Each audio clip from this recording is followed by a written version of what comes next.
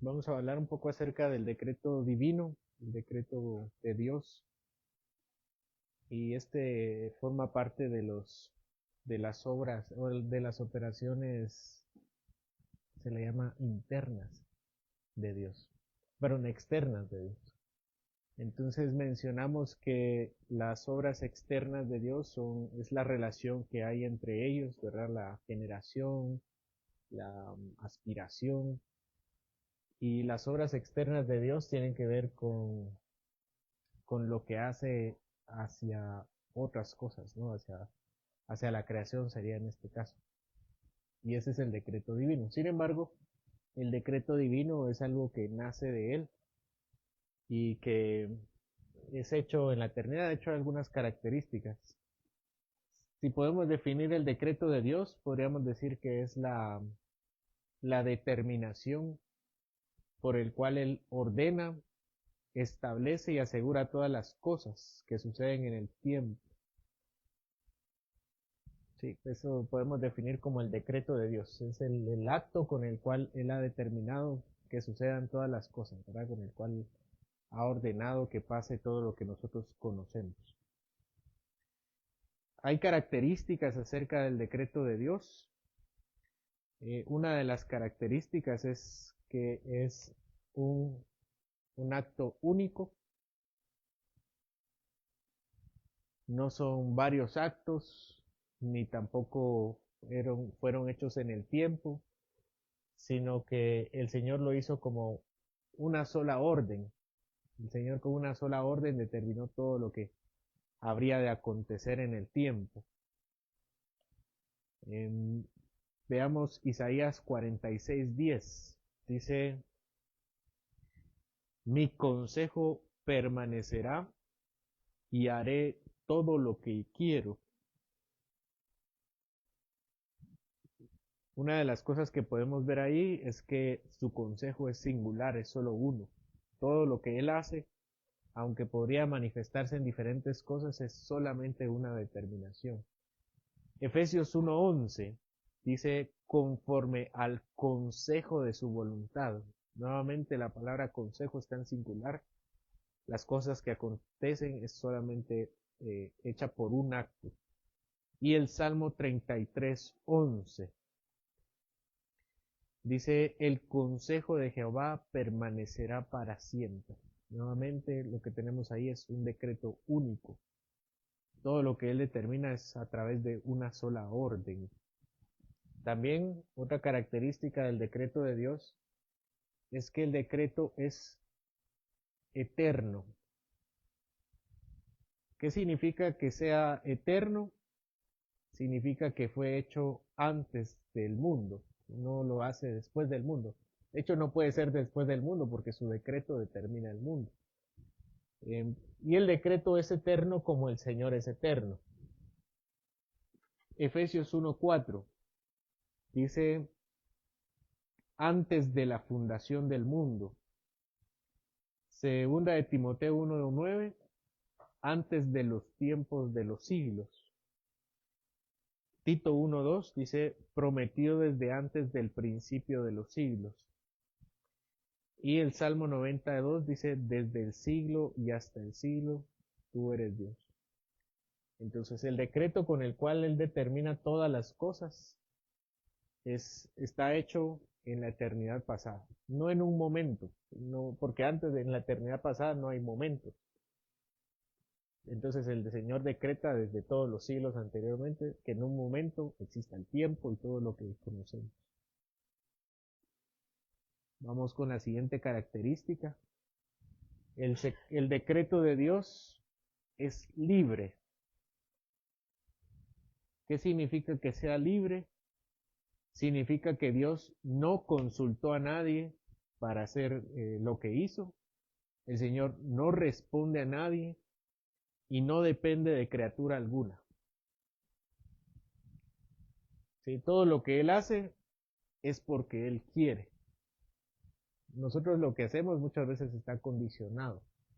Nuestras respuestas están condicionadas a preguntas, nuestras respuestas están condicionadas a lo que otras personas nos han enseñado, pero el consejo del Señor o el decreto del Señor es simplemente por su propia sabiduría. Romanos 11, 34 al 36.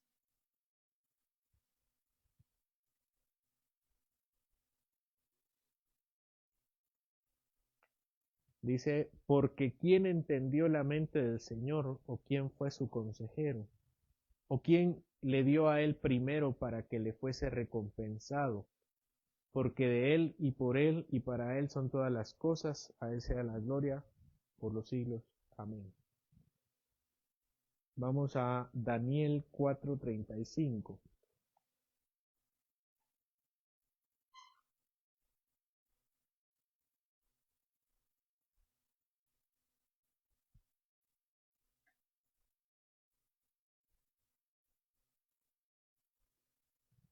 Daniel 4:35.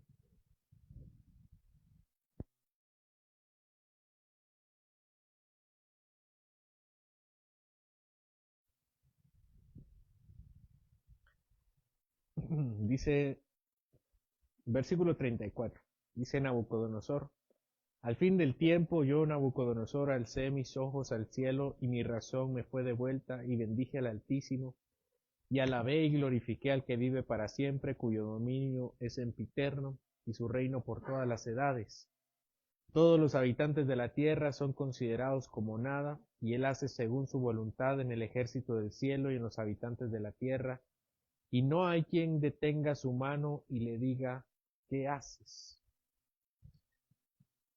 Entonces, lo que nos dice Nabucodonosor es que el hombre tiene muchos cuestionamientos acerca de Dios, acerca de cómo él obra, cómo hace las cosas.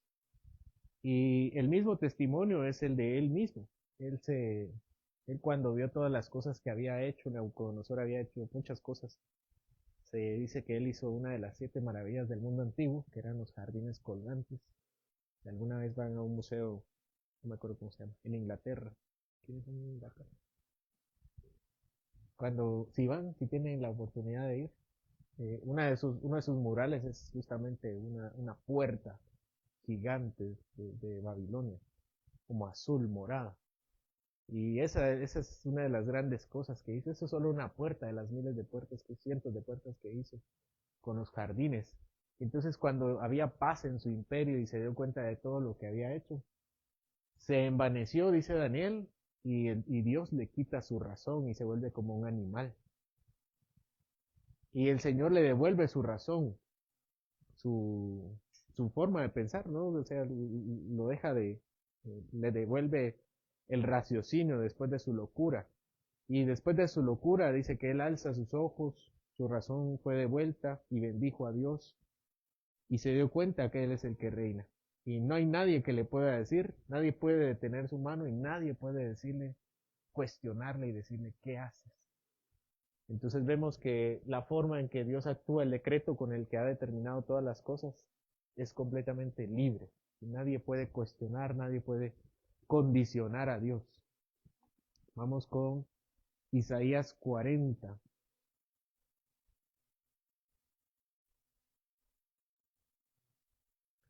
Isaías 40:13.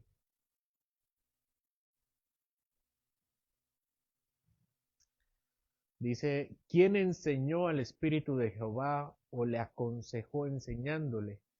¿A quién pidió consejo para ser avisado? ¿Quién le enseñó el camino del juicio o le enseñó ciencia o le mostró la senda de la prudencia? Aquí Isaías también habla de lo que el Señor hace, de la obra del Señor, y se pregunta, bueno, es una pregunta retórica, y cuando Él determina todas las cosas, cuando Él hace la tierra como es y las personas como son, y todo lo que pasa como pasa, Isaías pregunta, ¿a quién pidió consejo para ser avisado? ¿Quién le enseñó el camino del juicio? ¿O le enseñó la ciencia? ¿O le mostró la senda de la prudencia? ¿Quién le enseñó al Señor cómo hacer las cosas? ¿Cuál es la respuesta? Nadie. Nadie, porque el Señor lo sabe todo, porque el Señor no aprende. El Señor conoce todas las cosas de forma exhaustiva y de forma completa. Y Efesios 1:5.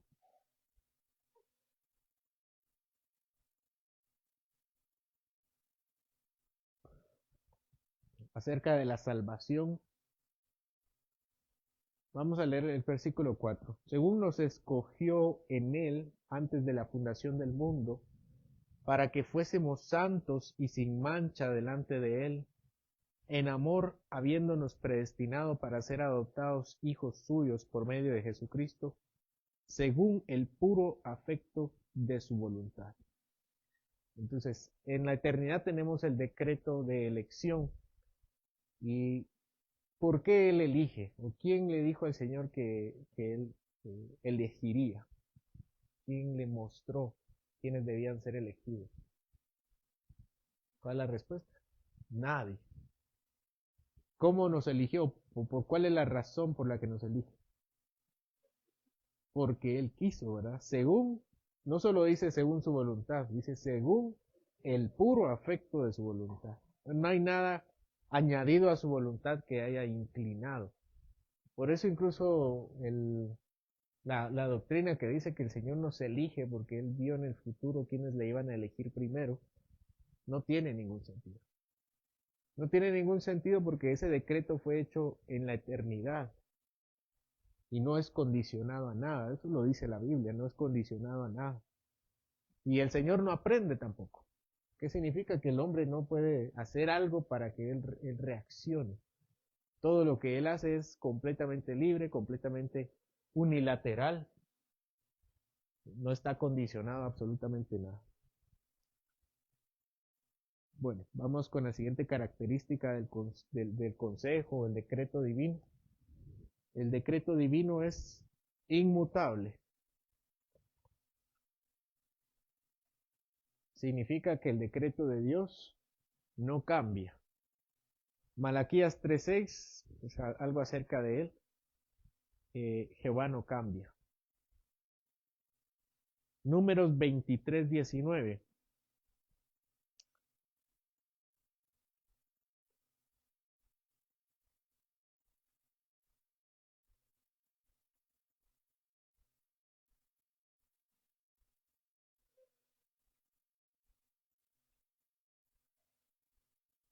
Dice, Dios no es hombre para que mienta, ni hijo de hombre para que se arrepienta. Él dijo y no hará, habló y no lo ejecutará. Y después dice Balaam, he aquí he recibido orden de bendecir, él dio bendición y no podré revocarla. Entonces todo lo que el Señor hace es completamente irrevocable.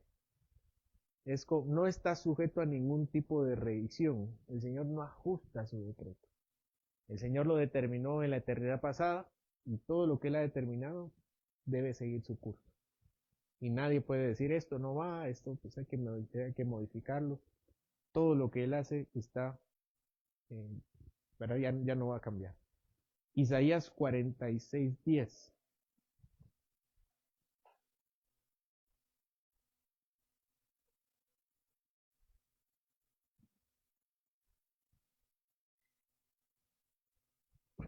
Dice 9. Acordaos de las cosas pasadas desde los tiempos antiguos, porque yo soy Dios y no hay otro Dios, y nada hay semejante a mí, que anuncio lo por venir desde el principio y desde la antigüedad lo que aún no era hecho, que digo, mi consejo permanecerá y haré todo lo que quiero. Bueno, Isaías también nos recuerda que el Señor es único en su clase. Primero dice, porque yo soy Dios y no hay otro Dios. Hay dioses de estatuas o dioses hechos a imágenes, pero otro de su categoría no existe. Dice, no hay nada semejante a mí, no hay nada que se le parezca. Y una de esas características únicas es que anuncia lo por venir desde el principio. Todo lo que ha de suceder, el Señor ya lo sabe. Y ya lo sabe porque ya lo determinó. También dice que no solo lo sabe y lo determina, sino que su consejo permanecerá. ¿Qué significa que su consejo permanecerá? Que es para siempre. No hay nadie que pueda frustrar los planes de Dios. Nosotros hacemos planes y estamos condicionados a las cosas. El clima, la gente, el tráfico, todo lo que ya sabemos que pueden interrumpir. Pero el Señor, nada puede frustrar los planes del Señor, nada puede retrasarlo. Al Señor nunca le falta dinero, nunca le falta tiempo, nunca le falta disposición, nunca le falta energía, nunca hay mal clima, no va a llover, no hay tráfico para él. El Señor, su consejo permanece a pesar de todas las cosas. De hecho, todas las cosas están determinadas según su consejo. Y después dice él, y haré todo lo que quiero. Vamos con la siguiente característica de su consejo. Su consejo es eficaz.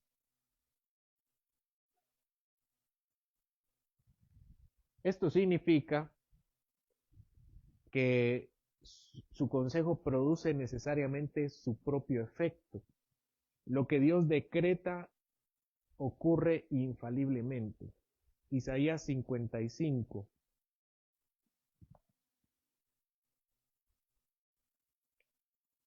versículos 10 y 11.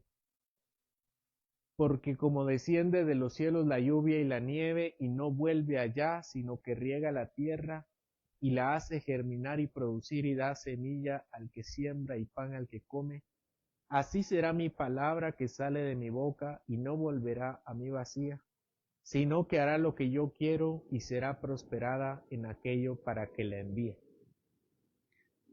Bueno, ¿esto qué significa? Que el Señor determina todas las cosas y tienen el fin que Él quiere. Vamos con Job 40.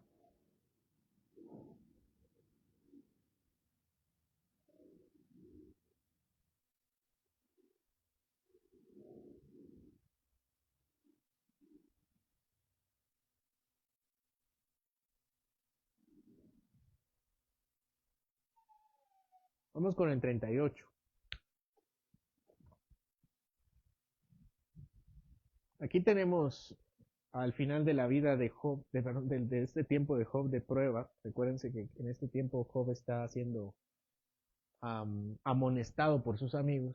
Job tiene grandes pruebas, Job cae en desgracia.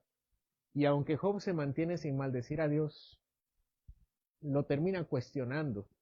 Y sus amigos lo regañan y dicen, no cuestiones a Dios, Él sabe por qué hace lo que hace. Y algunos son un poco duros, otros son un poquito más, otro es un poquito más suave. Pero finalmente el Señor sale a defenderse a sí mismo, y ese es el capítulo 38, y dice, porque Job 38. Entonces respondió Jehová a Job desde un torbellino y dijo, ¿quién es ese que oscurece el consejo con palabras sin sabiduría? Acerca de los cuestionamientos de Job y de sus amigos. Ahora, le dice Dios a Job, amárrate tu cincho como un varón, ajustate el pantalón. Yo te preguntaré y tú me contestarás. ¿Dónde estabas tú cuando yo fundaba la tierra? Házmelo saber si tienes inteligencia.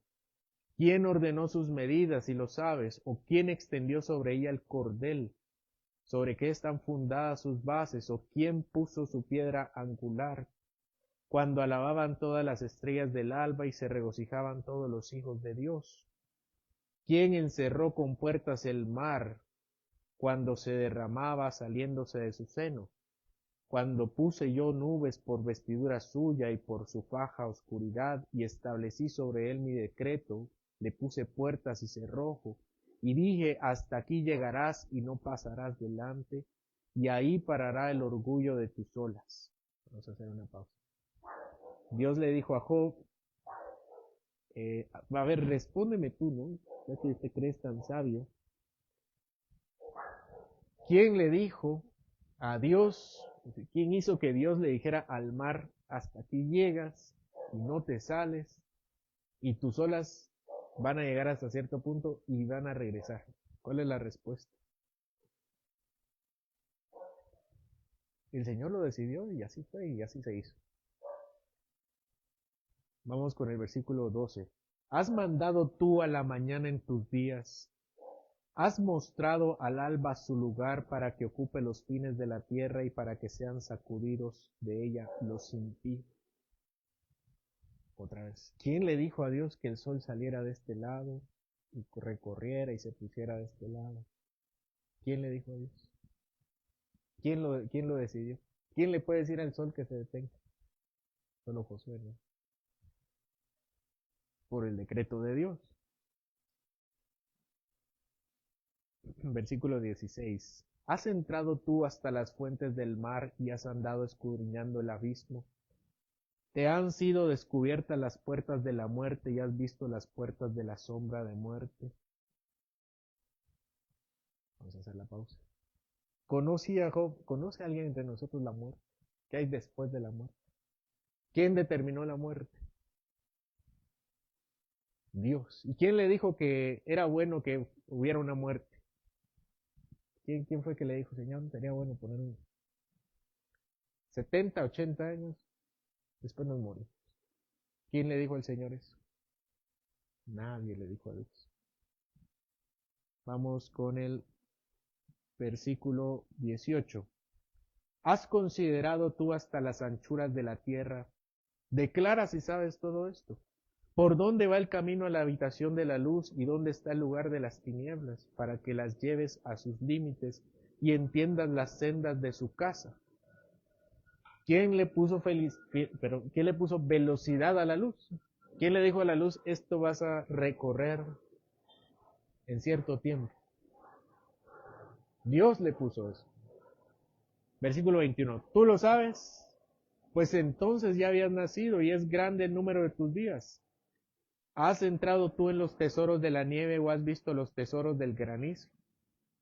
¿Conocía Job la nieve y el granizo? No sabemos, pero parece que no. Vamos a versículo 28. ¿Tiene la lluvia padre o quién engendró las gotas del rocío? ¿De qué vientre salió el hielo y la escarcha del cielo? ¿Quién la engendró? Las aguas se endurecen a manera de piedra y se congela la faz del abismo. ¿Quién determinó que el hielo fuera hielo y el agua fuera agua? El Señor, ¿no?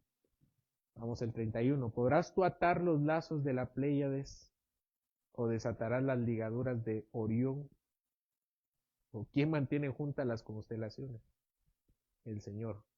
¿Sacarás tú a su tiempo las constelaciones de los cielos o guiarás a la osa mayor con sus hijos? ¿Supiste tú las ordenanzas de los cielos? ¿Dispondrás tú su potestad en la tierra? ¿Alzarás tú a las nubes tu voz para que cubra muchedumbre de aguas? ¿Enviarás tú los relámpagos para que ellos vayan y te dirán ellos, henos aquí? ¿Quién puso la sabiduría en el corazón? ¿O quién le dio la inteligencia al hombre? ¿Quién le dio la capacidad de conocer? ¿Quién dio al espíritu inteligencia? ¿Quién puso por cuenta los cielos con sabiduría? Y los odres de los cielos, ¿quién los hace inclinar? Hermanos, ¿quién puso sabiduría en el corazón del hombre? ¿Quién hizo que la mente funcionara de tal forma que pudiera pensar y cuestionar? ¿Quién? Había un filósofo ateo que se llamaba Nietzsche, Nietzsche, creo que es Federico Nietzsche, Friedrich Nietzsche. Y él pues tiene un libro que se llama El Anticristo. Si pueden no leer, no lo lean, que es muy malo. La verdad es que sí es una pérdida de tiempo. Y cuestiona a Dios, ¿no? Cuestiona a Dios, cuestiona la existencia. Y hay una frase que vi por ahí que me gusta, dice que el hombre al barro se le subió el lodo a la cabeza para cuestionar que el alfarero no existe. Y creo que eso pasó y Nietzsche contrajo sífilis.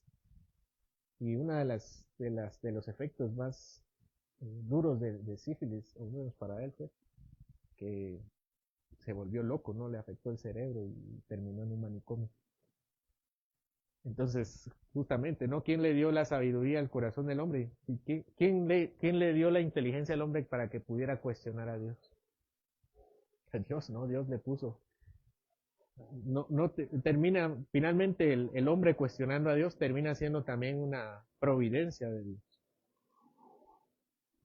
Vamos con, vamos a ver,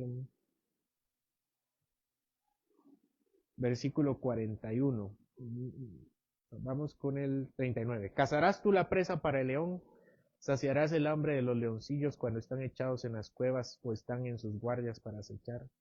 ¿Quién prepara al cuervo su alimento cuando sus polluelos claman a Dios y andan errantes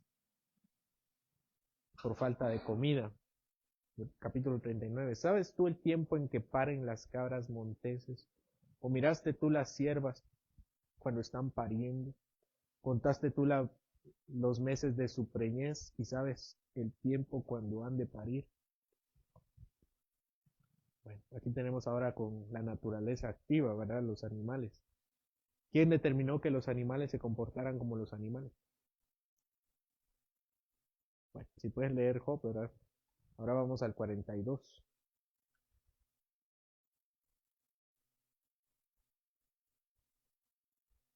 Versículo 1 y 2. Respondió Job a Jehová y dijo, ya todo regañado, ¿no? Dice, yo conozco que tú lo puedes, que todo lo puedes y que no hay pensamiento que se esconda de ti. ¿Quién es el que oscurece el consejo del entendimiento? Por tanto, yo hablaba lo que no entendía, cosas demasiado maravillosas para mí que yo no comprendía. Bueno, ahí vamos a dejarlo, ¿verdad? El Señor dispone todas las cosas, las que se crean y las que siguen adelante, ¿verdad? ¿Quién le dijo al sol que siguiera su curso? Entonces no solo crea el sol, sino que también dispone su movimiento. O los animales los crea y también crea sus ciclos. Y habla de la preñez, de las aguas, no solo crea las aguas, sino crea también los ciclos del agua, el hielo, la forma en que se congela y que se derrite.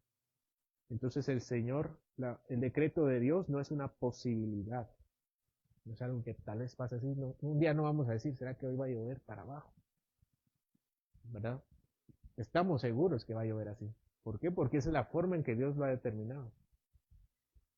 Vamos con la siguiente característica. El consejo de Dios es comprensivo. Bueno, la palabra comprensivo para nosotros usualmente significa de comprender, pero aquí nos referimos más bien a que lo comprende todo. ¿Qué significa que sea comprensivo? Significa, será ese cable que está encima. Creo que eso es, ¿verdad?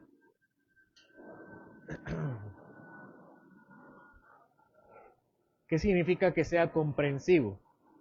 El decreto de Dios incluye las causas, los medios y los resultados. O sea, Dios no es como nosotros, han visto un carrito, ¿no? Que se le hace para atrás. Entonces yo soy la causa inicial de su movimiento.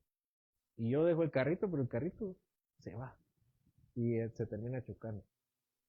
Pero el Señor no, el Señor inicia, conduce y termina. Él determina las causas, los medios y los resultados. No es, eso va un poco en contra del deísmo. El deísmo dice que Dios está y dejó todo correr y que siga adelante. ¿No? El Señor crea, sostiene, dirige y lleva a cabo. Vamos a ver Hechos 2:23.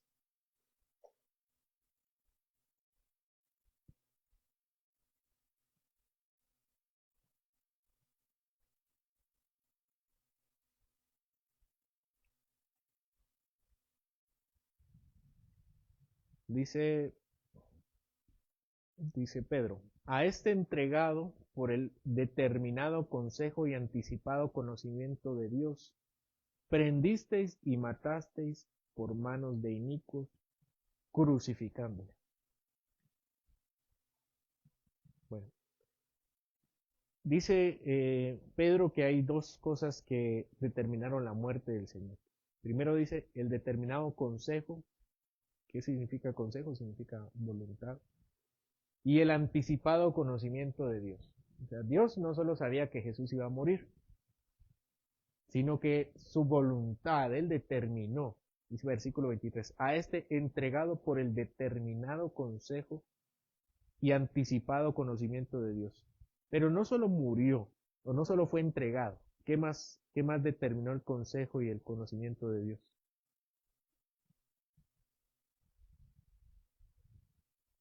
Que lo, que lo prendieran, es decir, que lo agarraran y que lo mataran. No es ahí está, se los doy. Sino que el Señor determinó dárselos, que lo agarraran y que lo mataran. Vamos ahí cerca, capítulo 4, versículo 27 y 28.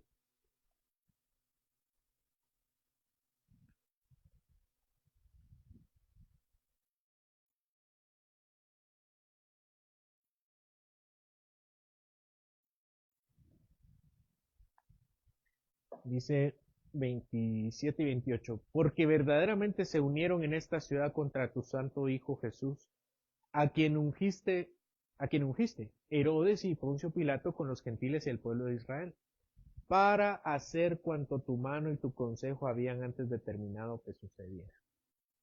¿Qué había determinado el Señor? Su mano. ¿Qué es su mano?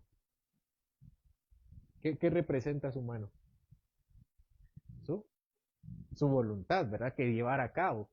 Y no solo su mano, dice que también su consejo. Era su deseo y también llevó a cabo su deseo. ¿Cuál era su deseo y cuál fue su acción? Tu consejo habían determinado que sucediera. Anteriormente dice, porque verdaderamente se unieron en esta ciudad contra tu santo Hijo Jesús, a quien ungiste, Herodes y Poncio Pilato con los gentiles y el pueblo de Israel. El hecho de que Herodes, o que las autoridades y el pueblo gentil y judío se confabularan y se reunieran para prender al Señor, no solo era el deseo de Dios al entregarlo, sino que también Él llevó a cabo que eso pasara. Su mano lo lideró y su consejo es su deseo de hacerlo. Vamos con Génesis 50:20.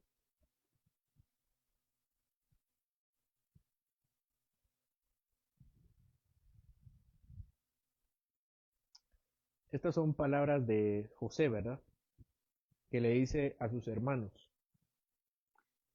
vosotros pensasteis mal contra mí, pero Dios lo encaminó a bien para hacer lo que vemos hoy, para mantener en vida a mucho pueblo. Aquí lo que vemos es que aún los malos pensamientos de Dios fueron, aquí usa José una palabra eh, humana, ¿verdad? Que dice encaminaste. ¿Qué significa encaminar? ¿Cómo? ¿Cómo? Guiar, ¿verdad? Guiar, guiar. Sí. Entonces Dios encaminó todo eso mal que había pensado contra todo lo que sus hermanos pensaron para que finalmente llegara para bendición de las personas.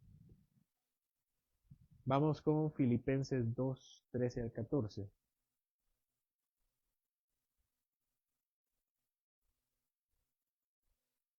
Dice, porque Dios es el que en vosotros produce así. ¿Qué produce en nosotros el Señor? Que nosotros queramos y que nosotros hagamos.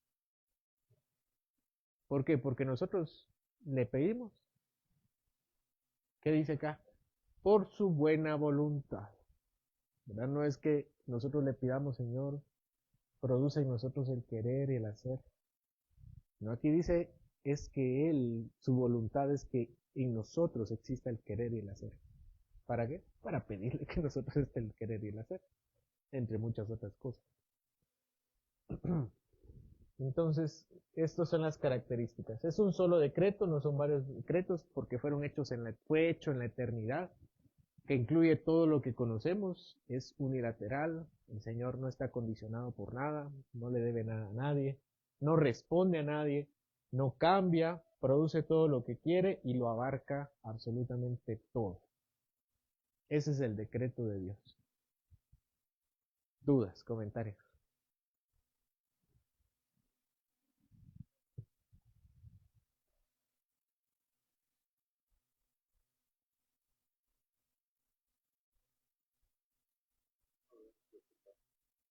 No debemos preocuparnos, ¿no?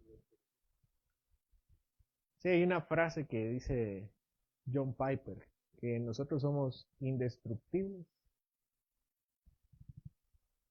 hasta que nos muramos. ¿Qué significa eso?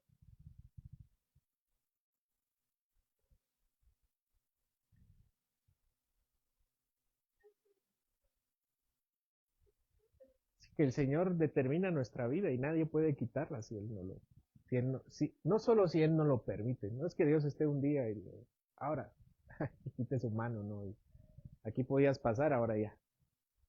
No, el Señor ya lo determinó. No hay nada en este mundo que nos pueda matar y de lo que nos podamos morir, sino ya ha sido la voluntad de Dios. No es la voluntad de Dios en ese momento, o sea, ya, Él ya lo determinó. Y por eso nos ordena. ¿Sabía Dios que Josué iba a vencer a las naciones que estaban en Canaán? Ya sabía. Sabía que se iba a morir Josué se iba a morir en el camino, mientras batallaba con todas las naciones. ¿Se recuerdan de la historia? ¿Cuándo murió Josué? Hermanos, no leí Josué. Cuando ya había ganado, ¿sí? Ya había repartido la tierra, Josué 12 y Josué 24. Entonces el Señor sabía que le iba a mandar a matarse con un montón de gente, pero que nadie lo iba a tocar. O sea, no había posibilidad que en esa guerra alguien lo hiriera de muerte y que se muriera. El Señor ya sabía que iba a terminar su misión y manda a hacerla y le dice, no te acobardes. ¿Dónde dice eso? Josué 1.9, lo dice en el 6 y lo dice en el 9 también. Esfuérzate suena, esfuérzate, por supuesto está bien que así lo dice la palabra, pero lo que le está diciendo es que no se acobarde. Si Dios ya determinó abrir el camino, lo que le toca a él es pasar. Y así le dice a todos, ¿verdad? Nos dice a todos. ¿Cuál es el miedo entonces? Si el Señor ya lo determinó. Cuando muramos, cuando nosotros ya terminemos, es porque ya terminamos nuestra tarea en este mundo. No nos vamos a morir hasta que no terminemos nuestra tarea. Pero puede ser una tarea de obediencia o de desobediencia. Alguien decía también, por supuesto en un lenguaje mundano y figurado, que cuando estemos en el cielo vamos a ver nuestra vida en la tierra y vamos a desear haber cambiado algunas cosas, no haber tenido valor para hacer cosas mejor. Bueno, eso es una de las enseñanzas. Sin embargo, hay una cuestión que no podemos evitar pensar, que es en cuanto a la libertad del hombre, ¿verdad? Si Dios ya ha determinado todas las cosas, entonces ¿qué sentido tiene que nosotros las hagamos? O que nosotros pensemos que somos libres. Bueno, ¿cómo se resuelve esto? La verdad es que no sé. No sé cómo se resuelve. Porque el Señor en su palabra no dice cómo se resuelve. Y aquí podemos entonces determinar dos aspectos de su voluntad.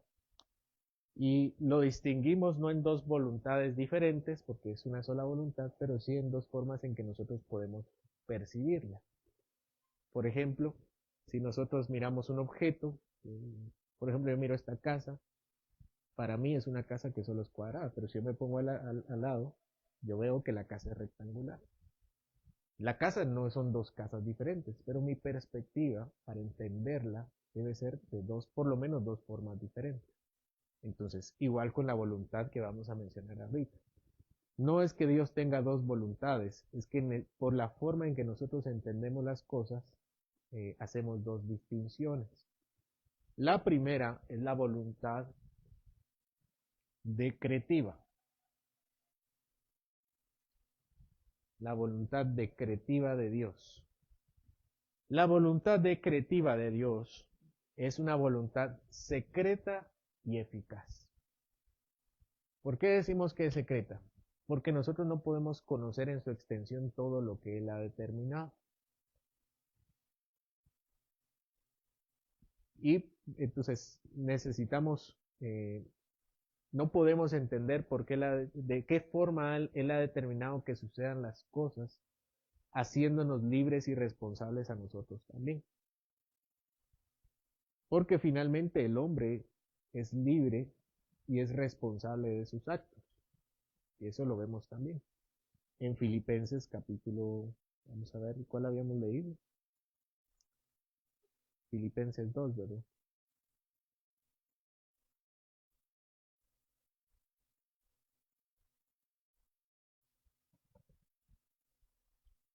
Doce.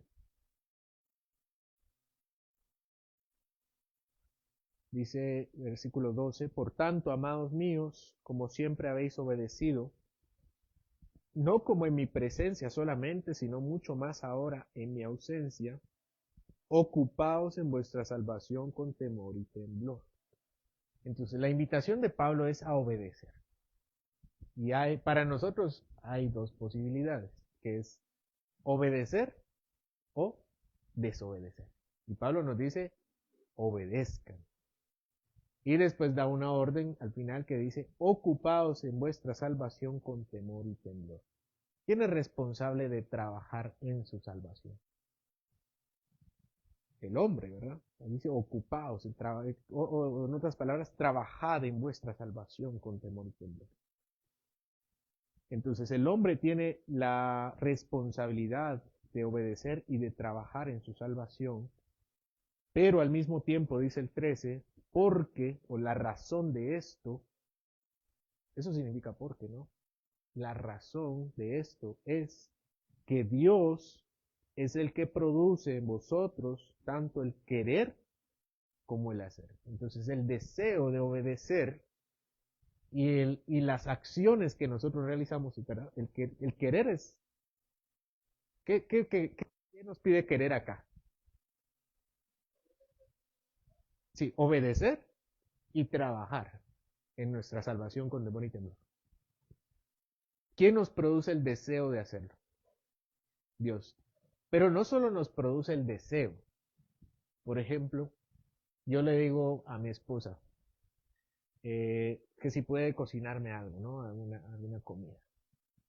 Entonces ella no mucho quiere. Entonces yo le digo, sí, es que así compartimos y cenamos y... Entonces yo de alguna forma estoy produciendo en ella el querer, ¿sí? De alguna forma, ¿no? Convenciéndola para que ella quiera hacer mi comida. Pero yo no puedo y agarrarle las manos y vamos a cocinar. Por dos razones. Primero, no creo que se deje. Segundo, yo no sé cocinar, al menos como yo quisiera que ella me cocine. Es para cocinar yo, mejor no hago mi comida, ¿no? Sí, o sea, yo me quiero una micena bonita, ¿no? Entonces, yo no puedo agarrar sus manos y hacer que sus dedos hagan todo exactamente, porque no tengo la capacidad de hacerlo. Pero Dios sí tiene la capacidad de hacerlo de una forma más excelente. Entonces, Dios no solo pone en nosotros el deseo de hacer las cosas, Él nos da todo para hacerlo también. Dice, nos da toda la capacidad. ¿Qué implica toda la capacidad? Nos da las fuerzas, el tiempo, el dinero, la inteligencia, las oportunidades, todo lo que se les ocurra necesarios para hacer las cosas, Dios nos las da, además de querer hacerlo. Si yo no puedo proveerle a mi esposa, por ejemplo, las fuerzas para hacerlo, si está desanimada no se va a levantar. O si está cansada no se va a levantar. Yo no puedo producir el hacer.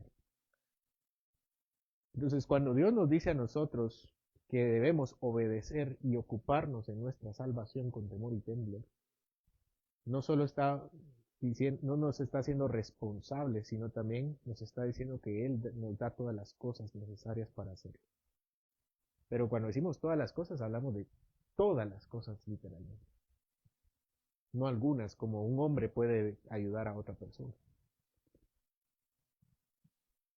Bueno, entonces decimos que la voluntad de Dios es decretiva, porque no pero la decretiva es secreta, porque hay un punto en el que nosotros no entendemos cómo funciona. No se nos es revelado. ¿Cómo produce en nosotros el querer y el hacer, por ejemplo? ¿Cómo produzco yo el querer en el ejemplo de mi esposa? ¿No? ¿Cómo produzco yo el querer en ella? Convenciéndola, ¿no? Motivándola, ¿verdad? Prometiéndole cosas. Así puedo. Pero vemos que no es lo mismo cómo produce él a cómo produzco yo. ¿Por qué yo no puedo producir en ustedes el obedecer? Primero porque yo no soy como el más obediente del mundo como para decirles obedezcan, ¿verdad? ¿En nombre de quién estoy yo aquí diciéndoles hermanos, obedezcan, resistan las tentaciones? Todo lo que les dije en la mañana. En el nombre de Dios, yo no puedo hacerlo en mi propio nombre. Y finalmente yo no puedo mover su voluntad. ¿Quién puede mover su voluntad? Dios puede mover su voluntad. Entonces, el ejemplo termina siendo eso. Por eso, inicialmente dijimos que en teología se habla de un lenguaje análogo. Vamos a tratar de hacer una comparación.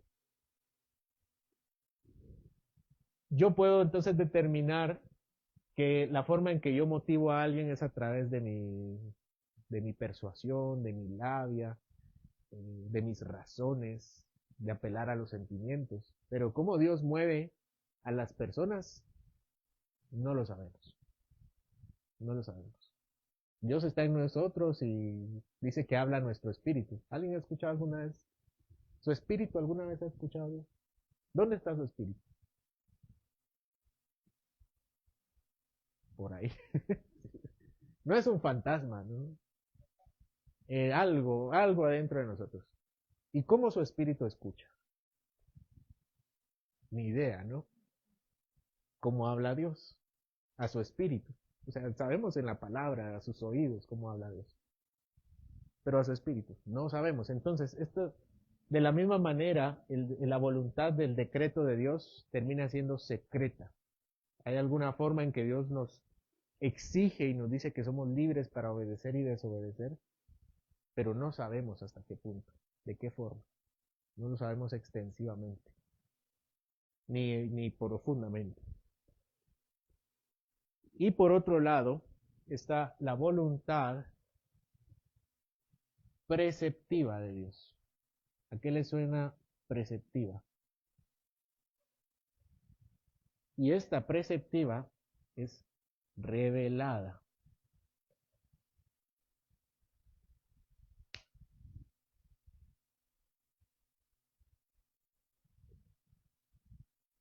¿Qué significa que sea revelada? Que podemos verla, podemos darnos cuenta cuál es. ¿Cuál es la voluntad preceptiva de Dios? ¿En qué sentido? Sabemos que su voluntad es, por ejemplo, vamos a ver, dice Miqueas 6:8, oh hombre, Él te ha declarado lo que es bueno. Hay uno más claro, Mateo 7:21, el que hace la voluntad de mi Padre. ¿Quién es el que hace la voluntad de su Padre? Primera de Tesalonicenses 4:3, la voluntad de Dios es vuestra santificación. ¿Y qué dice después ese texto?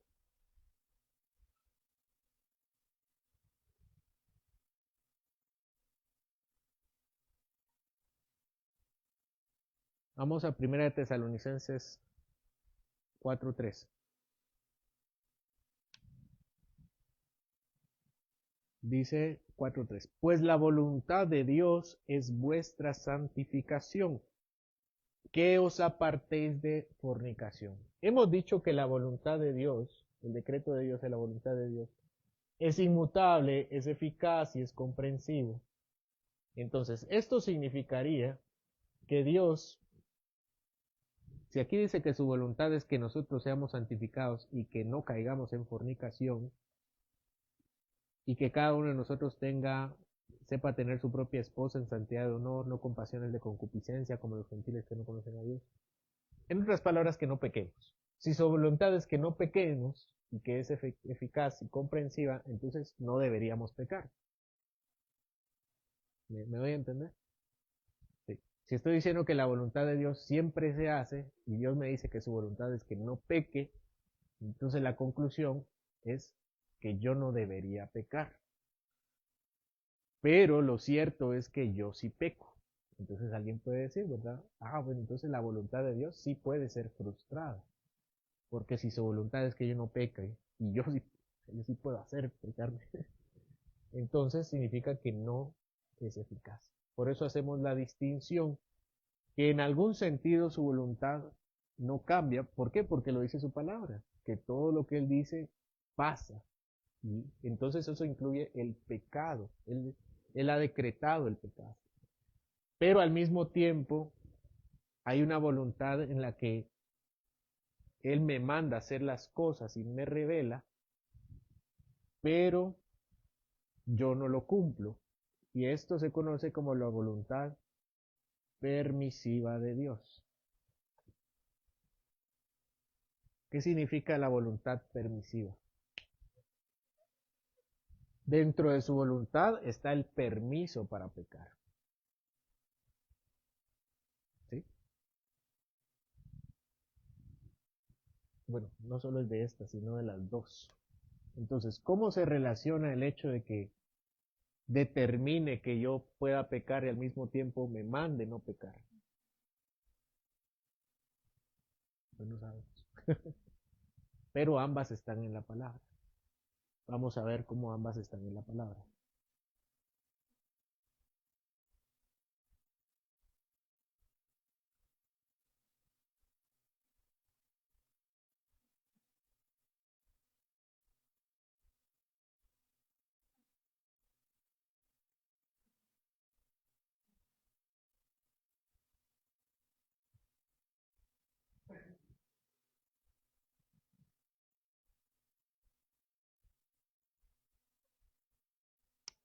Vamos a ver Hechos.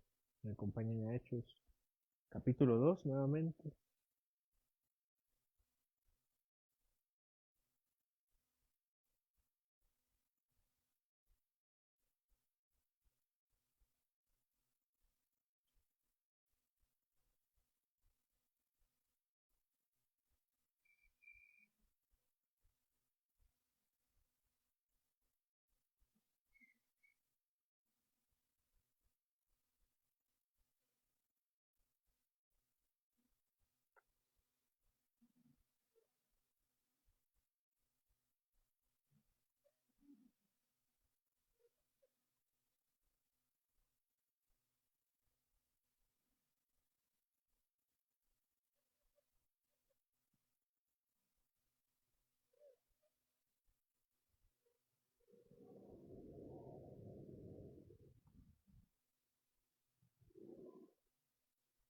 No, perdón.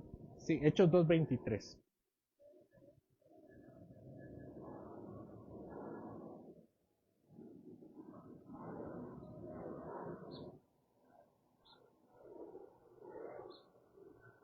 Dice, a este,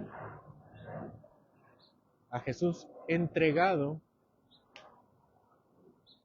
por el determinado consejo y anticipado conocimiento de Dios, prendisteis y matasteis por manos de inicuos crucificando. Entonces aquí tenemos al Señor diciendo que los hombres tomaron la decisión, pero al mismo tiempo era un consejo de Dios. Vamos con Isaías 10.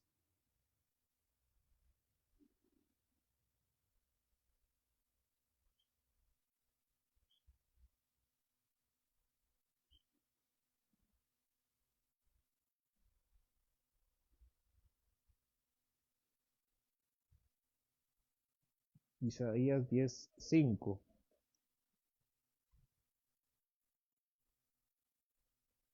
Oh Asiria, vara y báculo de mi furor, en su mano he puesto mi ira.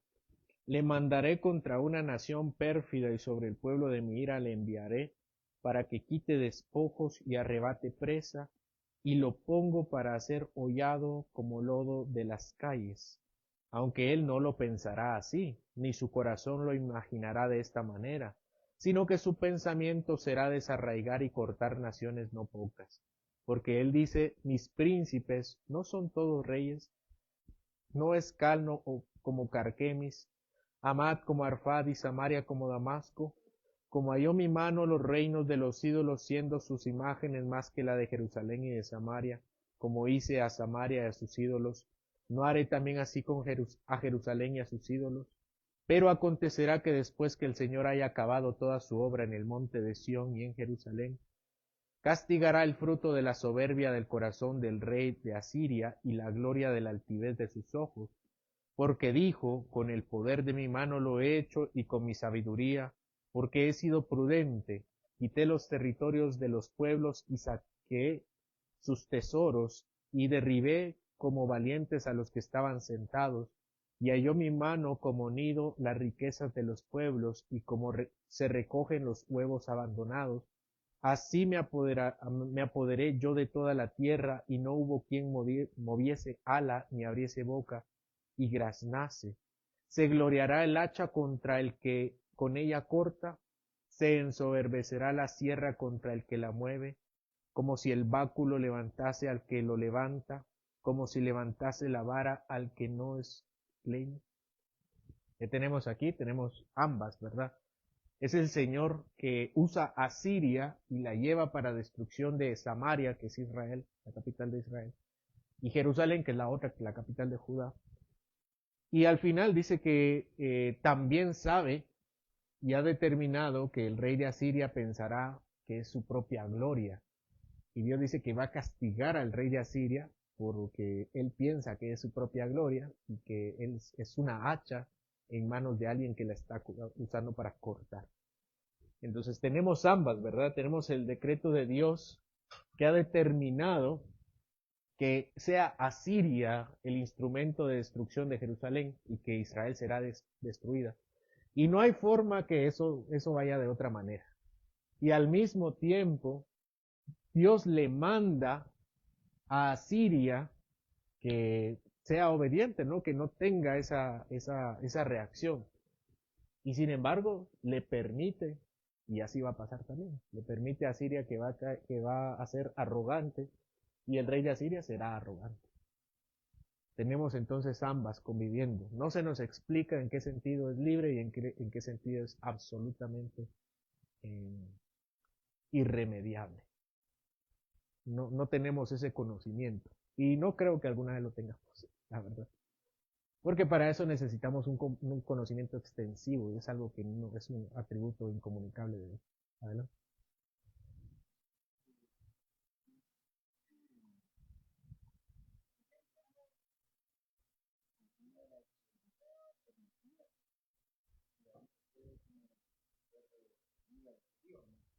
Claro.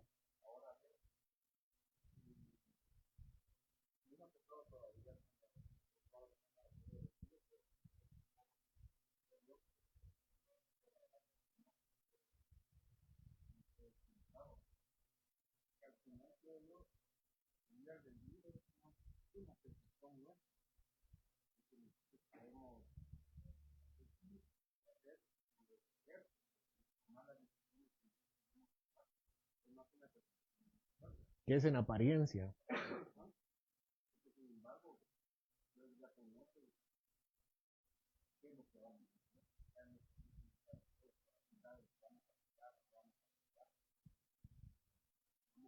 Ujú.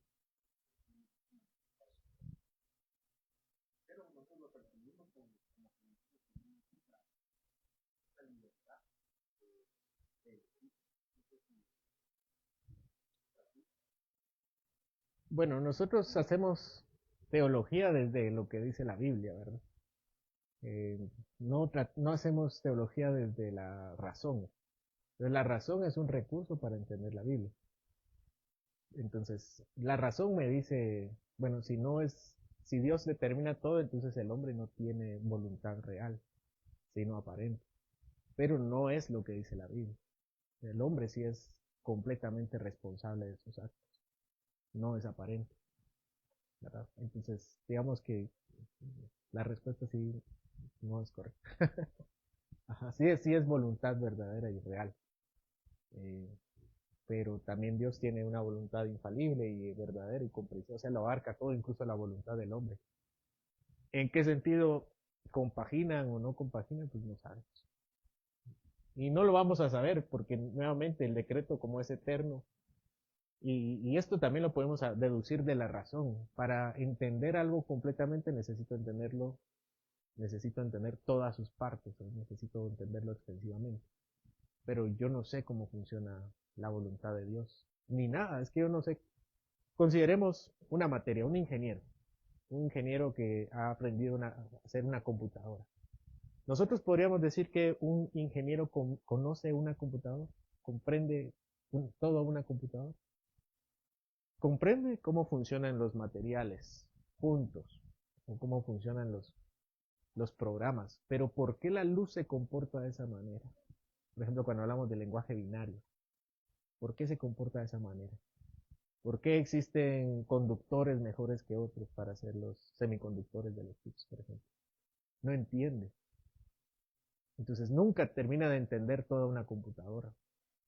Y si llegara a entender cómo funcionan los semiconductores, después necesita entender aún más de eso, porque se abren más dudas. Así es el conocimiento, ¿verdad? Y nosotros no logramos entender que eso, cada vez que avanzamos un paso más en el conocimiento, se abren más dudas. Y nos damos cuenta que éramos más ignorantes, que no ignoramos, nosotros somos tan ignorantes que no sabemos cosas que no sabemos. Entonces, con la voluntad también secreta de Dios, no vamos a entender nunca cómo se compagina la voluntad del hombre y la voluntad de Dios, porque o sea, siempre va a haber algo que no sepa, porque necesitamos omnisciencia para hacer, y no la tenemos y no la vamos a tener. ¿Cómo podemos deducir que no vamos a entender nunca una computadora 100%? ¿Sí? Sí entendemos por qué no vamos a necesitar, o sea, aunque nos especialicemos. ¿Quiénes son profesionales aquí? Yo soy economista, yo no entiendo toda la economía. Hay una materia donde me tengo que especializar y estudio y me doy cuenta que cuando me especializo hay más dudas. Y bueno, hago una subespecialización, a un postdoctorado. Y cuando hago el postdoctorado me doy cuenta que hay un montón de cosas que no entiendo todavía. Y hago entonces una tesis postdoctoral después de eso. Y me doy cuenta que sigue habiendo más dudas. Entonces nunca llego a entender completamente nada. Por eso decimos que nuestro conocimiento no es completo, sino suficiente. Y necesito entender completamente para saber la voluntad de Dios y la voluntad del hombre, pero no la entiendo. Ni siquiera entiendo mis propias decisiones, ¿verdad? Sé que tengo que hacer lo bueno y no lo hago. ¿Alguien se siente aquí como un títere de Dios? Como que algo lo controla. Nadie. ¿Por qué? No sabemos. Aquí venimos y aquí estamos y nos movemos y tengo hambre y sé que esto me gusta. ¿Y por qué me gusta esto? No entiendo. No entiendo ni mi propia voluntad, ¿verdad? Entonces, sí es voluntad real.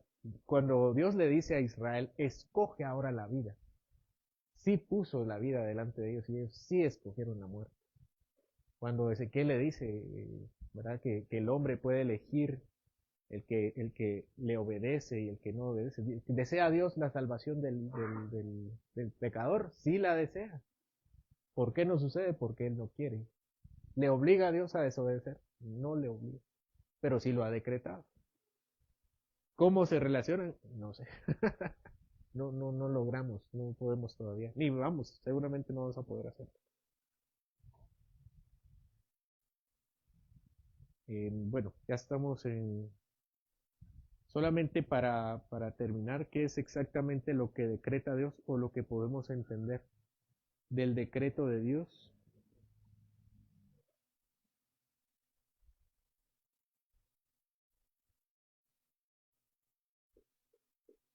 Aquí está. Bueno, podemos entender algunos decretos o algunas partes del decreto. Otra vez, el decreto de Dios no tiene partes porque es inmutable, es simple como Dios, porque es un acto de Él. Pero decimos los decretos porque es nuestra forma de entenderlo. ¿Qué parte del decreto o qué forma del decreto lo incluye? Incluye la providencia de Dios. ¿Qué es la providencia de Dios? No vamos a hablar después, pero esto es lo que incluye. ¿Qué significa la providencia? Lo que Él da, ¿verdad? Lo que sucede, la provisión. Entonces, todo lo que viene a nuestra vida está determinado por Dios. Todo lo que nos sostiene. ¿Por qué otra vez la lluvia no llueve para arriba? Por la providencia de Dios. ¿Por qué vienen bendiciones a nuestra vida? Por la provisión de Dios. ¿Qué más incluye el decreto de Dios? El decreto de redención. ¿Qué es el decreto de redención?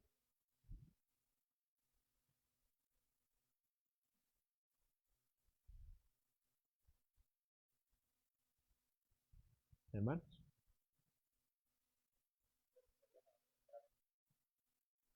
Nuestro.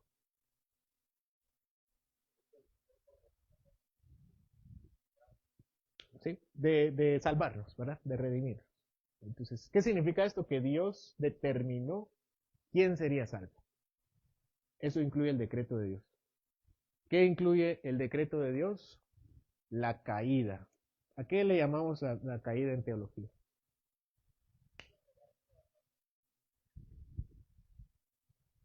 El pecado, ¿verdad?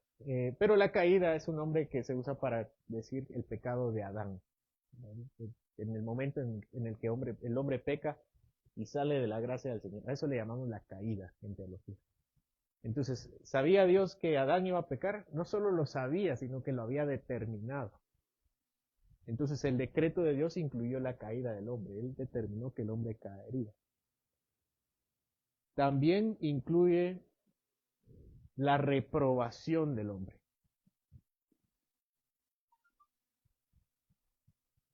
La reprobación y la elección. ¿Qué significa esto?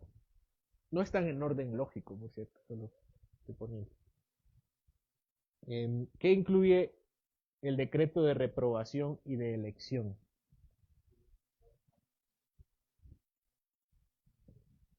Que hay ciertos hombres que serán elegidos para ser redimidos y hay otros que serán reprobados, no van a alcanzar la salvación.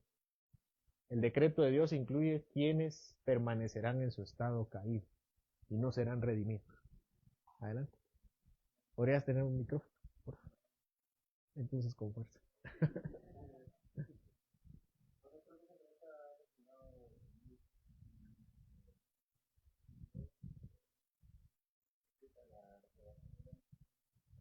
Se aceptó el pecado.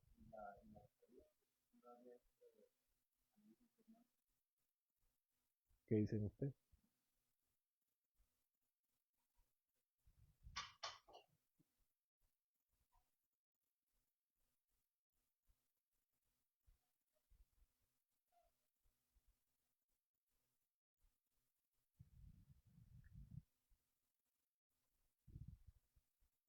¿Por qué no? El malo es el hombre. Bueno, hay razones bíblicas y razones lógicas. Vamos a ver si me puedo saltar la... Lo que pasa es que no me quiero extender más. Y creo que es parte de otra rama que se llama soteriología. Pero voy a ser breve. Está la respuesta lógica y está la respuesta bíblica. La respuesta bíblica es la que Pablo da en Romanos capítulo 9. ¿Qué dice Pablo en Romanos 9? Vamos a leer para que se los cuente. Bueno, yo sé que lo conoces, ¿no? Romanos 9.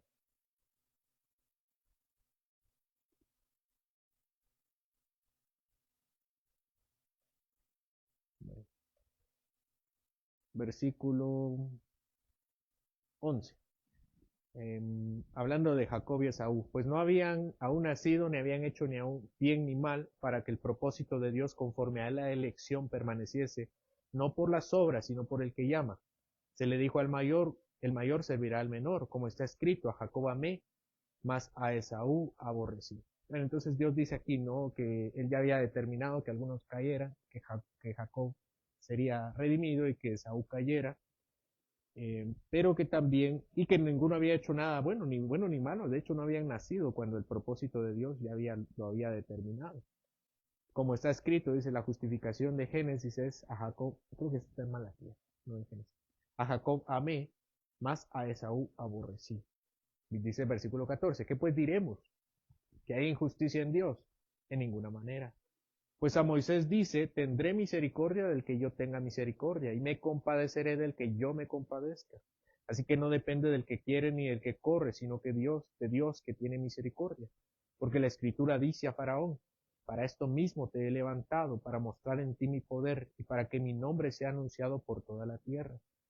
De manera que a quien quiere tiene misericordia, y al que quiere endurecer, endurece.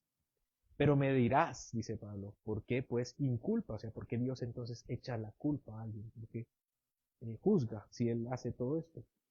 Y responde, porque ¿quién ha resistido a su voluntad? Más antes, en lugar de eso, oh hombre, ¿quién eres tú para que alterques con Dios? Dirá el vaso de barro al que lo formó, ¿por qué me has hecho así? ¿O no tiene potestad el alfarero sobre el barro para hacer de la misma masa un vaso para honra y otro para deshonra?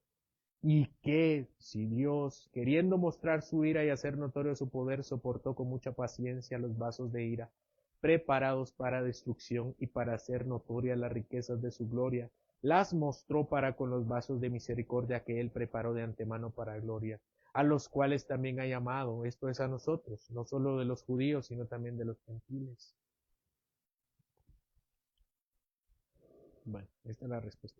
No, esa es la respuesta bíblica. La Biblia no se desgasta en explicarnos por qué Dios es justo e injusto. Solamente nos dice, podemos deducir lógicamente algo. Que el hombre tiene conceptos equivocados acerca de lo que es la justicia. ¿Qué creemos nosotros que es justo? Bueno, hay debates sobre qué es la justicia, ¿verdad? Por eso tenemos debates en cuanto a qué leyes deberían ser y qué leyes no. Algunos dicen que la justicia es las mismas oportunidades y las mismas cosas para todos. ¿Quiénes dicen eso? ¿Quién? Los socialistas, ¿no? Los socialistas dicen todos deberíamos tener lo mismo, abolida la propiedad privada y, y todos somos dueños de todo. Porque para ellos esa es la justicia. Que nadie tenga nada, sino todos tengamos todo. ¿Y qué dicen el otro lado? ¿No? El lado de la derecha.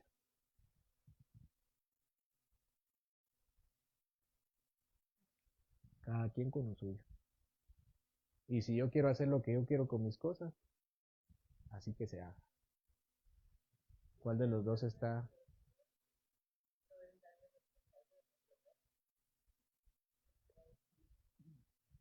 Sí, ¿cuáles son las dos? ¿Cuál es lo correcto? Ninguno es lo correcto. ¿Por qué? Porque la Biblia no dice que ninguno de esos dos es lo correcto. Todos tenemos una responsabilidad social y tenemos una responsabilidad personal. Si yo soy dueño de la parte de abajo de esta montaña, yo soy dueño del río. Y yo digo entonces nadie, un día voy a amanecer de malas y voy a decir, nadie toma agua. ¿Será justo? ¿Será justo? No es justo. Imagínense que yo tenga 20 caballerizas allá en Chimaltenango y corte el río de Chayapicaya. No, contamino el lecho. Es mi río, ¿no? Y después todos aquí muriéndose, ¿no? No es justo. Ahora es justo también que yo haya trabajado por lo mío y que alguien diga, no, esto es de todos.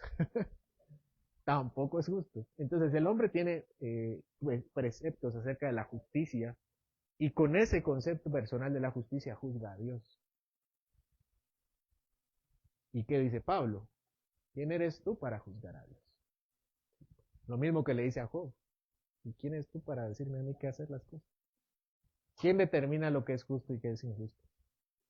Si este es su juego, es el juego de Dios con sus propias reglas. Ahora, de alguna forma nos ha compaginado para hacer lo que queremos y que nos guste. Entonces, pensemos en las personas que son incrédulas. ¿Quieren a Dios? No. Entonces, pensemos en el infierno y en el cielo. Estando en el infierno, ¿van a querer los injustos?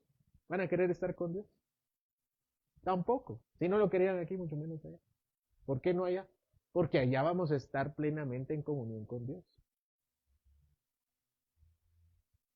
Entonces, de alguna forma, termina también su justicia haciendo, dándole lo que quieren a los incrédulos, ¿verdad? El Señor sigue mostrando las elecciones. Y van a estar en el infierno porque quieren.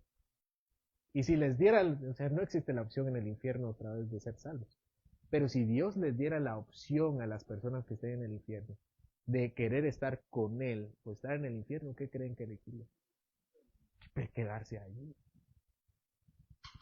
Lo que pasa es que el hombre le quiere imponer sus reglas a Dios. Y Dios le dice, ¿quién eres tú para decirme a mí? Haz tú tu mundo y haz tus cosas. Adelante.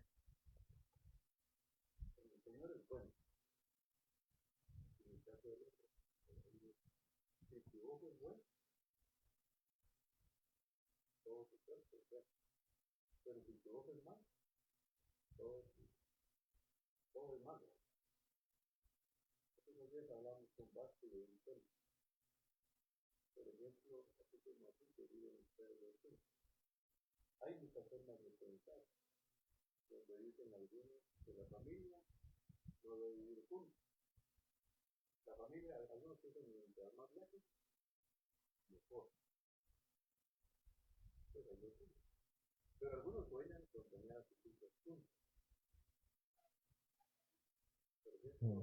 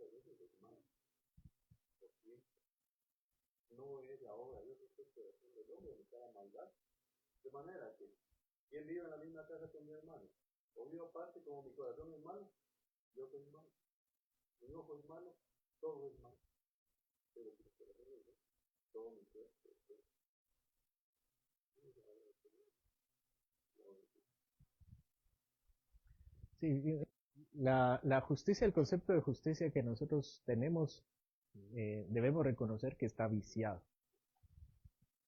Porque nosotros no tenemos toda la información, no tenemos todo el conocimiento, no conocemos todas las causas. Entonces, yo no sé si ustedes han tomado una decisión alguna vez que después digan, "Ah, fue una mala decisión. Si hubiera sabido esto, tal vez no lo hubiera hecho. Eh, ¿verdad? Tal vez era muy pequeño, muy maduro, no tenía cierta perspectiva. Entonces me doy cuenta que mi concepto de justicia no es bueno. Entonces, dudo de mis actos y digo, no necesito, por eso uno pide consejos, ¿no? De alguien que ya haya caminado más o que conozca ciertas áreas, porque me doy cuenta que mi discernimiento no es tan bueno. Entonces, el cristianismo termina siendo eso, termina siendo alguien que diga, mi concepto de justicia no está bien, necesito a alguien que me dé una vara, una plomada, que me diga si estoy construyendo recto o torcido. Y entonces nosotros entregamos nuestra lógica a la palabra. No porque entreguemos nuestra inteligencia, sino porque decimos, si este es el consejo de Dios, que es de Dios, entonces si yo construyo sobre esto, construyo recto. Y nos hemos dado cuenta en la práctica que así es. Por ejemplo, eh, hace poco vi una, una conclusión en cuanto a la fornicación. Ha dicho la sociedad. O sea, la sociedad se da cuenta que el matrimonio tiene problemas. Entonces dice la sociedad, entonces mejor ya no nos casemos. Hay que experimentar primero para casarnos. Entonces, probemos a vivir juntos, probemos a ver si somos compatibles y después nos casamos. Entonces viene el hombre y dice después, empieza a vivir juntos y empiezan a darse cuenta que no son compatibles y dice mejor por un rato y el matrimonio, entonces el matrimonio mejor ya no nos casemos. Ese ha sido el degenere de la sociedad, ¿verdad? De los años 60, 50, 60, 70. Entonces ya no nos casemos y empieza a degenerar. Y entonces se dan cuenta que están solos y empiezan a sentir esa necesidad de compañía. Pero para tener esa necesidad de compañía necesitan comprometerse. Porque se han dado cuenta que al tener hijos, si crecen sin su papá o sin su mamá, crecen con debilidades. Y entonces redescubren la bendición del matrimonio. Se dan cuenta cómo a través de la experiencia la gente, y que ahora hablan de las relaciones afectivas saludables. ¿Qué es eso? El matrimonio. El hombre se dio cuenta a través de su camino torcido que lo correcto era lo que se había dicho desde el principio. O con la paternidad, por ejemplo. La paternidad también, ¿no? Que el divorcio y todos pueden ser socialmente responsables y de repente los hijos se empiezan a dar cuenta que al revisar las estadísticas de los mareros, 90 y tanto por ciento de los mareros no tenía su papá. Y si no, tenía una relación abusiva con su papá. El hombre redescubre la paternidad del hombre y la mujer. ¿No? Que el padre tiene que estar ahí y la madre tiene que estar ahí. ¿Cómo se dieron cuenta? Lo que la Biblia ya decía desde antes. Entonces el hombre se da cuenta que su concepto de lo correcto y lo incorrecto es torcido y necesita un estándar. Y me doy cuenta entonces que es Dios quien puede establecer ese estándar, porque es su mundo y es su realidad y es lo que Él ha hecho. Y que el hombre cuando decide hacer lo suyo, se tuerce. ¿Qué pasó en los años 80 cuando empezaron con la revolución sexual? ¿Qué llegó? El SIDA, el VIH, fue una pandemia. Nosotros tal vez estamos, no sé quiénes tienen más de 40 años, pero eso fue una pandemia. Revisen las cifras. Tal vez yo porque lo leo toda la luz de las cifras. Pero fue algo como el COVID, una pandemia. ¿A quiénes afectaba? A los promiscuos. El matrimonio tenía sus... Y no significa que nunca nadie se contaminara o se contagiara. Pero evidentemente el matrimonio los protegía. Y también para los que ya tenían VIH y tenían una sola pareja, así le decían ellos, ¿no? Una sola pareja, se dieron cuenta que el virus no avanza con una sola pareja. Y los retrovirales y todo, antirretrovirales y todo eso. Y eso fue algo, una conclusión, el hombre redescubriendo lo que ya se había dicho. Me doy cuenta que las leyes de Dios no solo es porque así debe ser, sino porque es bueno y nos conviene.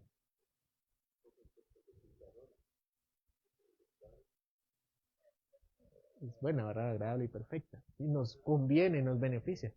A veces sentimos que la ley del matrimonio está mal, pero soy yo el que está mal. Si yo me entregara completamente a mi esposa y la amara, y ella se sometiera completamente a mí, ¿acaso no sería una relación más feliz? ¿Por qué no es tan feliz entonces? Porque yo desobedezco y porque ella desobedece. Y esa es la realidad de los matrimonios. ¿Por qué la relación padre-hijo suele ser mala? Porque uno de los dos no está cumpliendo su tarea. El padre está haciendo mal padre o el hijo está haciendo mal hijo. ¿Por qué la relación de gobernantes y gobernados es mala? Que alguno de los dos no hace su tarea. Entonces vemos que el problema en efecto no es la justicia o el estándar, sino es el hombre. Y si el hombre se dedicara a hacer lo que tiene que hacer, pues no existiría el infierno. No desearía el infierno. Y yo dejaría de juzgar a Dios con mis preceptos, que suelen ser ambivalentes, inciertos, cambiantes, y diría, no, tu justicia es buena, agradable y perfecta. No habrían policía. comunista. Ah, no, de todos modos sí tenía razón. No es mentira. Sí, finalmente no habría necesidad de todos los mecanismos para llevar a cabo leyes. Y que el hombre cuando ha hecho leyes en contra de la voluntad de Dios se ha dado cuenta que desastre, desastre. Entonces cuando el hombre se atreve a juzgar a Dios, uno diría, con tus leyes cambiantes y con tus estándares tan frágiles, tan sujetos a la experiencia, tan sujetos al cambio, a las reacciones. El hombre no posee todos los conocimientos para decir que es bueno y malo, todas las experiencias del mundo. Entonces esa es la conclusión lógica que tenemos de Pablo. La conclusión bíblica es solamente ¿y tú quién eres? Y la conclusión lógica es, sí, pues es que Dios establece sus reglas, eso es lo más lógico. Terminamos. Bueno, esto es lo que establece el decreto, me faltó aquí, el decreto de creación. Dios estableció la creación, la caída, la elección, la redención, la providencia y la consumación de todo. Eso incluye el decreto, que es desde el principio, la salvación, el sostenimiento de la creación, hasta el fin de los tiempos. Todo, todo. ¿Dudas? ¿Comentarios? Difícil. Dudas, montones. Eso es, así es el conocimiento. Cuando uno conoce más, se abren más dudas. Cuando uno busca respuestas, se da cuenta que necesita más respuestas. Ese es el punto. Por eso al leer la Biblia y uno encuentra y dice, ah, necesito leerla más. Si tienen poca hambre por la palabra, es porque no han comido. Interesante, ¿no? De la palabra. Porque ya es hora del otro hambre. Oremos, hermanos. Gracias, Señor, porque nos permites conocerte y cómo obras y cómo nosotros nos debemos a ti. Y no hay nadie aquí en esta tierra que pueda detener tu mano y de preguntarte qué haces. Y nosotros no somos inteligentes, lo suficientemente inteligentes para cuestionarte.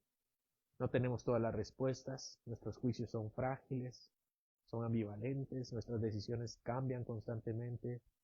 Eh, Definitivamente, Señor, no tenemos la capacidad moral ni intelectual para cuestionarte. Y entonces nos entregamos a ti, Señor, y a tu consejo, para que tú nos digas cómo debemos vivir y qué debemos hacer, cómo funciona el mundo. Y también declaramos que tu voluntad no solo es la que se cumple, sino que es buena y agradable y perfecta. Y todo lo que hace, Señor, es bueno, agradable y perfecto. Y cómo funciona el mundo y cómo se desarrolla también es bueno, agradable y perfecto, aunque no entendamos todas las respuestas. Te pido, Señor, que con las que ya tenemos en la palabra podamos profundizarla, Señor. Que no tratemos de acceder a aquel conocimiento que tú nos has vedado y que nos conformemos con lo que sí nos has dado, que confesamos que no lo hemos hecho. Confesamos que hay mucha información en la palabra acerca de ti y de tus obras, que si estamos en ignorancia es por nuestra negligencia. De modo que cada uno de nosotros reconoce que por qué vamos a tratar de acceder a ese conocimiento cuando el que ya tenemos todavía no lo hemos consumido. Ayúdanos, Señor, a tener hambre de la palabra, para conocerte, para maravillarnos de ti, para entender cómo tú eres y qué es lo que tú haces en medio de este mundo. Gracias, Señor, por la salvación que también nos has dado en Cristo Jesús, por el deseo de quererte, por la voluntad de buscarte. Ayúdanos, Señor, a sentir los efectos positivos de esa ley, de ese decreto en nosotros. Ayúdanos a ser responsables también en nuestra voluntad, a tomar las decisiones correctas y a pensar que nuestra voluntad debe estar rendida a la tuya. Bendícenos, Señor, también para, con este pensamiento y asombro hacia ti, a prepararnos para la cena, para la comunión que tenemos al final de este día. Glorifícate, Señor, y abre la puerta de los cielos para que podamos recibir esas bendiciones prometidas. En el nombre de Cristo Jesús nos despedimos. Amén.